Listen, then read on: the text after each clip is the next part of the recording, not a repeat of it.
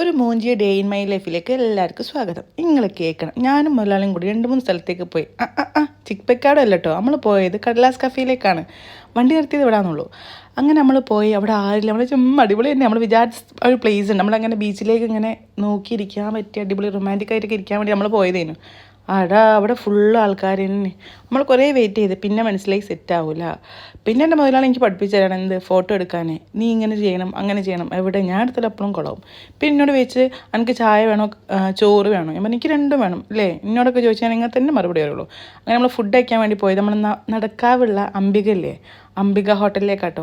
ഞാനിത് കേട്ടത് എൻ്റെ അനിയൻ തണ്ടി പറഞ്ഞിട്ടാ. ഓനക്ക് എപ്പോഴും അവിടെ പോയിട്ട് ചോറുന്നൊക്കെ അതങ്ങ് ഡയലോഗ് അടിക്കും. അപ്പം ഞാൻ വിചാരിച്ചൊന്ന് പോയി നോക്കണമല്ലോ. പോയപ്പോൾ അടിപൊളി കേട്ടോ.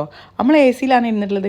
നിങ്ങൾ പോവുകയാണെങ്കിൽ എ സിയിൽ ഇരിക്കുകയാണെങ്കിൽ എല്ലാത്തിനും 10-20 ഉറുപ്പിക കൂടുതലുണ്ടാവും. കൂടുതലായാലും എന്താ, ഫുഡ് അടിപൊളിയല്ലേ. നമ്മൾ മീൽസാണ് പറഞ്ഞിട്ടുള്ളത്. മീൽസും നല്ല അടിപൊളി കൂന്തൽ പൊരിച്ചതും. ഞാൻ ഐക്കോറൊക്കെ പോയത്. അവിടെ എത്തിയപ്പോൾ കുറേ ടേബിളിൽ കൂന്ത കണ്ടപ്പോൾ എനിക്കൊന്നും ഓണായി.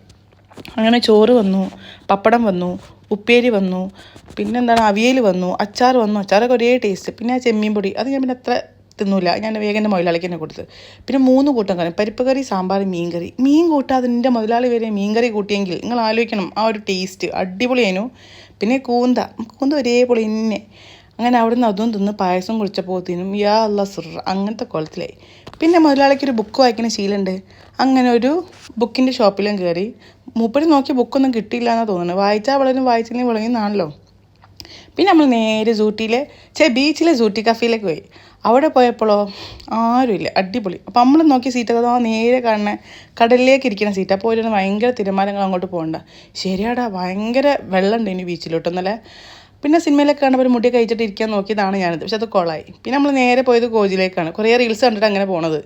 അവിടെ പോയപ്പോൾ ഹൗസ്ഫുൾ തന്നെ. ഈ ആൾക്കാർക്കൊക്കെ എന്താ അങ്ങനെ, നമ്മളെന്ന് ആരാണോ കണിയേണ്ടത് അതും അറിയില്ല. പിന്നെ നമ്മൾ സംഗീത പോയി ഫലൂദ.